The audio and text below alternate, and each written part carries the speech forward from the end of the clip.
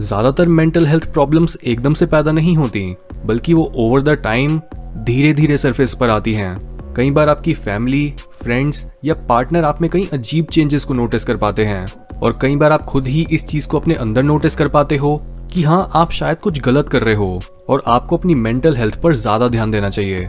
चाहे हम बात करें डिप्रेशन की, एंजाइटी की, ईटिंग या मूड डिसऑर्डर्स की, या फिर किसी एडिक्शन की, ये चीजें ऐसी होती हैं कि जितना ज्यादा आप इनको जड़ से निकालने की वेट करते हो, उतना ही इनसे छुटकारा पाना मुश्किल होता जाता है। इसलिए ये एपिसोड आपको मेंटल हेल्थ खराब होने के कई शुरुआती साइंस की जानकारी देगा, ताकि आप समय रहते खुद को हील कर सको। Sign number 1, your sleeping and eating pattern has become unhealthier. हमारी नींद और खाने से जुड़ी आदतें ऐसी चीजें होती हैं जिनकी मदद से या तो हम खुद को ज्यादा स्टेबल और शार्प बना सकते हैं, या फिर ज्यादा डल और अनहेल्दी। अगर आपने बिना ज्यादा अपने लाइफस्टाइल को चेंज करे ही अपनी भूख खो दी है, आपको पहले से बहुत ज्यादा भूख लगती है, या फिर आप बिना किसी रीजन के ही देर रात तक जागते हो और टाइम से सो नहीं पाते, तो ये चेंजेस एक बहुत ऑब्वियस साइन है आपकी बिगड़ती मेंटल हेल्थ का। बॉडी या फिर आपकी साइकोलॉजी में होने वाले कई नेगेटिव बदलावों से ही डील करने के लिए कभी आपको बहुत ज्यादा नींद आती है, कभी बहुत कम, कभी आपको बहुत ज्यादा भूख लगती है, और पेट भरने के बाद भी आप सेटिस्फाइड नहीं फील कर पाते, और कई बार आप अपना सारा एपेटाइट खोकर बिना कुछ खाए ही एक जगह पड़े रहते हो।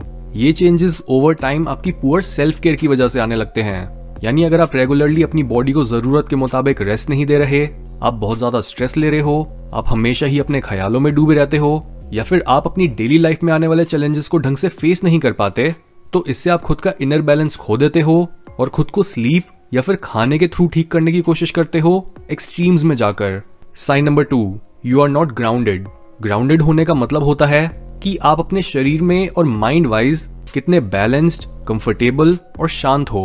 जब भी कोई इंसान बोलता है कि वो ग्राउंडेड फील कर रहा है, तो उसका मतलब वो कॉन्फिडेंट और सिक्योर है। लेकिन कई बार हम बस अपने दिमाग में ही रहने लग जाते हैं, ओवर थिंकिंग या ज्यादा स्ट्रेस लेने की वजह से, और हम एक तरह से अपनी बॉडी से डिस्कनेक्टेड फील करने लगते हैं। ऐसे टाइम पर हमारा कॉन्फिडेंस कम हो जाता है और हम कंफ्यूज्ड या फिर इनसिक्योर बन जाते हैं। इसे बोलते हैं अनग्राउंडेड होना। इसलिए अगर आपको भी ऐसा लगता है कि आप कुछ टाइम पहले से ही अनग्राउंडेड होने लगे हो, तो खुद को ग्राउंड करने का सबसे अच्छा तरीका होता है नेचर में जाना। यानी आप नेचर में वॉक कर सकते हो, पार्क में कुछ देर बैठ सकते हो, और कुछ समय के लिए खुद को अपनी लाइफ प्रॉब्लम से ब्रेक देकर बस नेचर में होने वाले प्रोसेसेस को ऑब्जर्व कर सकते हो। नेचर से अच्छी मेडिसिन अनग्राउंडेड लोगों के लिए और कुछ नहीं होती। Sign number 3, extreme and sudden mood swings. अगर आप पहले से ज्यादा अनस्टेबल बन चुके हो, आपके आसपास रहने वाले लोग भी आपको मूडी बोलने लगे हैं, और अगर आप एक मोमेंट में हद से ज्यादा अच्छा और अगले ही मोमेंट में हद से ज्यादा बुरा फील करते हो, तो ये भी एक मेजर साइन है कि आप अपनी मेंटल हेल्थ का बिल्कुल भी ध्यान नहीं रख रहे। एक्सट्रीम मूड स्विंग्स होना बिल्कुल भी नॉर्मल नहीं होता। नॉर्मली आपके अंदर एक इमोशन उठता है और आप उसे कुछ देर के लिए एक्सपीरियंस करते हो और फिर वापस से अपने बेस लेवल पर आ जाते हो। लेकिन जब आपके अंदर हमेशा ही एक रोलर कोस्टर चल रहा होता है, तो इससे ना तो आप किसी मोमेंट को फुली एंजॉय कर पाते हो और ना ही खुद को ग्रो करने के लिए कुछ कर पाते हो। Sign number 4, abnormal levels of fear, shame और गिल्ट। बिना किसी मेजर रीजन के डरना, शर्म महसूस करना या ऐसा फील करना कि जैसे आपने कुछ गलत काम करा है, ये चीज भी आगे चलकर आपकी मेंटल हेल्थ को बहुत ज्यादा नुकसान पहुंचा सकती है, क्योंकि ये फीलिंग्स यूजुअली एक इंसान के पुराने अनहील्ड ट्रॉमा या फिर उनकी इनसिक्योरिटी से आ रही होती हैं, जिस वजह से आपको ऐसे पॉइंट पर अपनी हीलिंग पर ध्यान देना चाहिए, अपने पास्ट को रिविजिट करके, जिसके कई तरीके होते हैं, जैसे अपने पास्ट को डिटेल में लिखना, अपनी अनकॉन्शियस मेमोरीज को ट्रिगर करके उन्हें सरफेस पर लाने के लिए मेडिटेट करना, या फिर सिंपली अपने पास्ट के बारे में किसी प्रोफेशनल या फिर वाइज इंसान से बात करना, जो आपसे सही क्वेश्चंस पूछकर आपको अपने डरों को फेस करने और आपको उन्हें ओवरकम करने में मदद कर सके। Sign number 5, brain fog.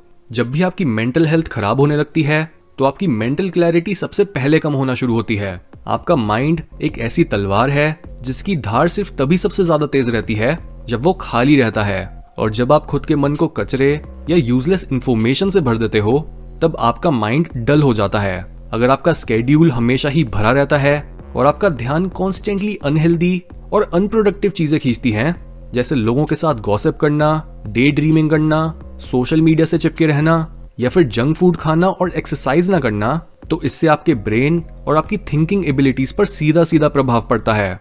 और ये चीजें आपको काफी स्लो बना देती हैं। Sign number 6, your life feels meaningless. अगर आप एकदम से अपने लाइफ को क्वेश्चन करते हुए इस कंक्लूजन पर पहुंच गए हो कि लाइफ में कोई भी चीज मैटर ही नहीं करती, आपके जीने या फिर सफर करने का कोई रीजन नहीं है और लाइफ एकदम मीनिंगलेस है, तो ये निहाइलिस्टिक कंक्लूजन भी आपकी मेंटल हेल्थ को बिल्कुल फेवर नहीं करेगा।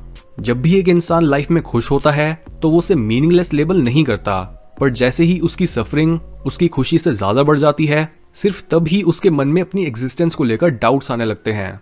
इसलिए अगर आप अपनी लाइफ में कोई मीनिंग नहीं ढूंढ पा रहे तो बस इसी पॉइंट पर रुके मत रहो, बल्कि अपनी क्वेश्चनिंग चालू रखो, क्योंकि मीनिंगलेसनेस असली मीनिंग तक पहुंचने का बस एक रास्ता है, ना कि एग्जिस्टेंशियल ट्रुथ का एंड पॉइंट।